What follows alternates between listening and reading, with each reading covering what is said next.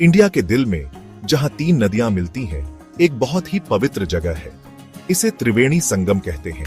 ये पवित्र संगम वो जगह है जहां गंगा, यमुना और सरस्वती नदियां मिलती हैं। पूरे इंडिया से श्रद्धालु यहां पवित्र पानी में स्नान करने आते हैं। उनका मानना है कि इससे उनके पाप धुल जाते हैं और आशीर्वाद मिलता है। संगम पर गंगा और यमुना दिखाई देती है। उनका पानी साथ साथ बहता है, लेकिन सरस्वती नदी दिखाई नहीं देती। ये सदियों से लोगों को हैरान करता आया है। सरस्वती कहां गई? ये बाकी 2 नदियों की तरह दिखाई क्यों नहीं देती? सरस्वती की मौजूदगी के कारण ये संगम खास तौर पर पवित्र है। भले ही हम इसे देख नहीं सकते, लेकिन इसकी उपस्थिति का एहसास होता है। त्रिवेणी संगम आस्था की शक्ति और हमारे आसपास के रहस्यों की याद दिलाता है। सरस्वती नदी का जिक्र ऋग्वेद जैसे प्राचीन हिंदू ग्रंथों में मिलता है। इसका वर्णन एक शक्तिशाली और जीवनदायिनी नदी के रूप में किया गया है। ये हिमालय से बहती थी और भूमि को सिंचित करती थी। हिंदू पौराणिक कथाओं में सरस्वती सिर्फ एक नदी से बढ़कर है। इसे एक देवी के रूप में पूजा जाता है। ये ज्ञान, बुद्धि और पवित्रता का प्रतीक है।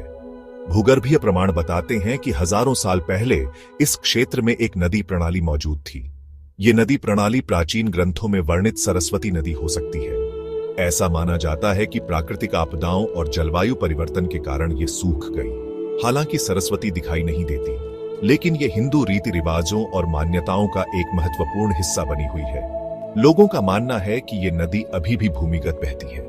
वे कहते हैं कि ये संगम पर गंगा और यमुना में मिलती है, जिससे संगम और भी पवित्र हो जाता है। सरस्वती नदी का भारतीय इतिहास और पौराणिक कथाओं में एक महत्वपूर्ण स्थान है। प्राचीन ग्रंथों में एक समृद्ध सभ्यता का उल्लेख है जो इसके किनारे फली फूली। इस सभ्यता के लोग अपने ज्ञान, कला और संस्कृति के लिए जाने जाते थे।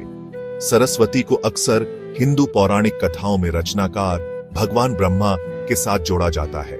कई भजन और श्लोक जीवन को बनाए रखने में उसकी सुंदरता और महत्व की प्रशंसा करते हैं।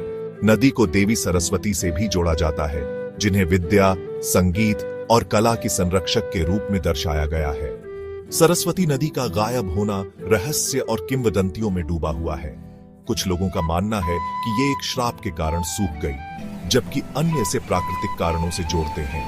कारण जो भी हो, सरस्वती पवित्रता, ज्ञान और दिव्य कृपा के प्रतीक के रूप में पूजनीय बनी हुई है। त्रिवेणी संगम पर गंगा और यमुना नदियां एक अनोखी घटना प्रदर्शित करती हैं। गंगा साफ नीले रंग के पानी के साथ बहती है, जबकि यमुना का रंग हरा है। रंग में ये अंतर उनके नदी तल के अलग अलग भूवैज्ञानिक संरचनाओं और खनिज संरचना के कारण है। गंगा हिमालय में गंगोत्री ग्लेशियर से निकलती है, तलछट और खनिजों को इकट्ठा करती है, जो इसे थोड़ा नीला रंग देते हैं। दूसरी ओर यमुना यमुनोत्री ग्लेशियर से निकलती है और मिट्टी और गाद से भरपूर क्षेत्रों से होकर बहती है, जिससे इसका रंग हरा हो जाता है। इन 2 नदियों का संगम प्रत्येक अपने अनोखे रंग और चरित्र के साथ एक मंत्रमुग्ध कर देने वाला दृश्य बनाता है। यह प्रकृति की विविधता और आश्चर्य का प्रमाण है। यह दृश्य अंतर त्रिवेणी संगम की रहस्य और आकर्षण को और बढ़ाता है। दूर दूर से आगंतुकों और तीर्थयात्रियों को आकर्षित करता है।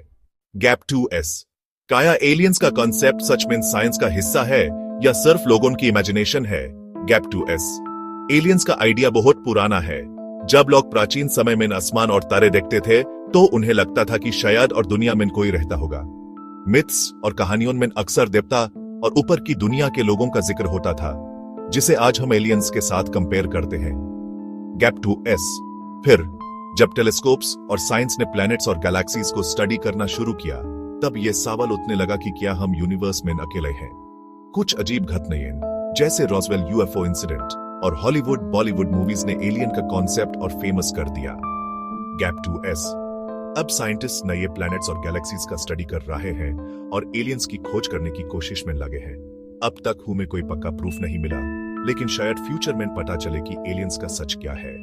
गैप 2S, आपका रिव्यू, आपको क्या लगता है? क्या एलियंस सच में होते हैं या यह सिर्फ कहानियों और इमेजिनेशन का हिस्सा है?